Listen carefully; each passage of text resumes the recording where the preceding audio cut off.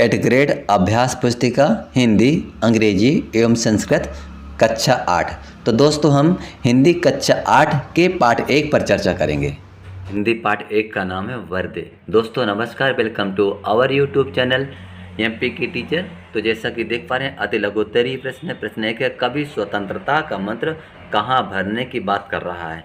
तो कवि स्वतंत्रता का मंत्र भारत देश में भरने की बात कर रहा है। इसके बाद प्रश्न 2 है, विद्या की देवी यानी विद्या की देवी किसे कहा जाता है। तो विद्या की देवी आप जानते हैं कि सरस्वती जी को कहा जाता है।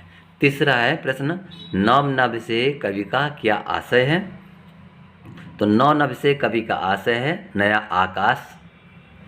तो दैनिक बात कर रहे हैं। इसके बाद प्रश्न क्रमांक 4 है, यहाँ देख सकते हैं 4 लघुत्तरीय प्रश्न है। काट अंध उर के बंधन स्तर, बहा जननी ज्योतिर्मय निर्जर, कलुष वेद तम हर प्रकाश भर, जगमग जग कर दे।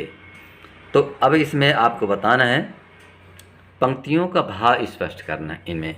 तो कवि कहता है कि अंधकार के बंधनों को काटकर उनमें ज्ञान और कला का प्रकाशमान झरना प्रवाहित कर दे, हमारे जीवन में विकारों को मिटाकर उनमें प्रकाश भर दे। तो मिटा कर के क्या भर देना है, प्रकाश भर दे।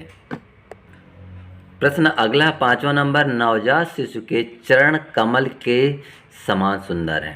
नवजात शिशु के चरण कमल के समान सुंदर है। वाक्य में उपमेय आपको बताना है, उपमान, साधारण धर्म एवं वाचन शब्द छांट के लिखिए। उपमेय क्या है, नवजात शिशु के चरण।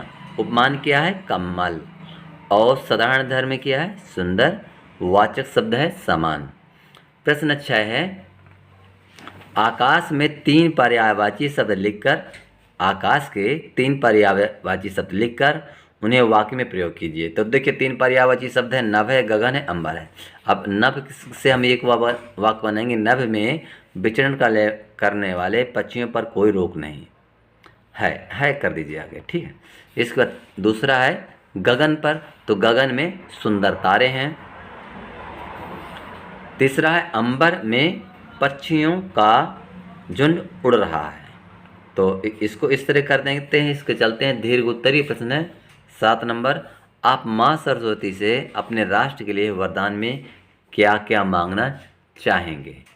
तो देखिए आपको लिखना अपने शब्दों में, अपने राष्ट्र के लिए निम्न वरदान चाहेंगे, जैसा ज्ञान रूपी प्रकाश मांगेंगे, स्वाधीनता और स्वच्छता का वरदान। तीसरा, देश के लोगों का अज्ञान का अंधेरा दूर हो और ज्ञान रूपी प्रकाश भर जाए। इस तरह हम वरदान मांगेंगे।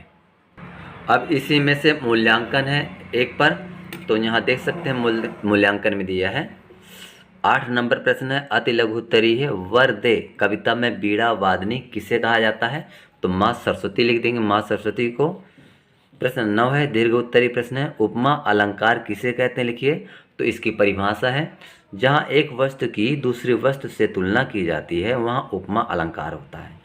प्रश्न 10 है, वर्दे कविता में कवि प्रकृति की किन किन वस्तुओं में नया रूप देखना चाह रहा है, विस्तार पूर्वक लिखना है।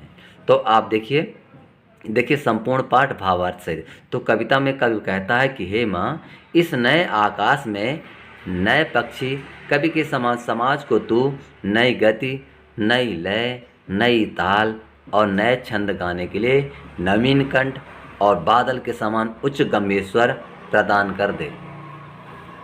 इसके बाद अभी और चाहता है, साथ ही नए नए पंख भी दे, ताकि पक्षियों की तरह उड़कर आकाश की गहराइयों को नाप सके। ऐसा कवि चाह रहा है। दोस्तों वीडियो को लाइक, शेयर, कमेंट और चैनल को जरूर सब्सक्राइब कीजिए, जिससे आने वाले नेक्स्ट वीडियो जैसे पार्ट 2 और पार्ट 3 है, ये सब इनके आपको प्रश्न उत्तर आपको शीघ्र मिल सकें।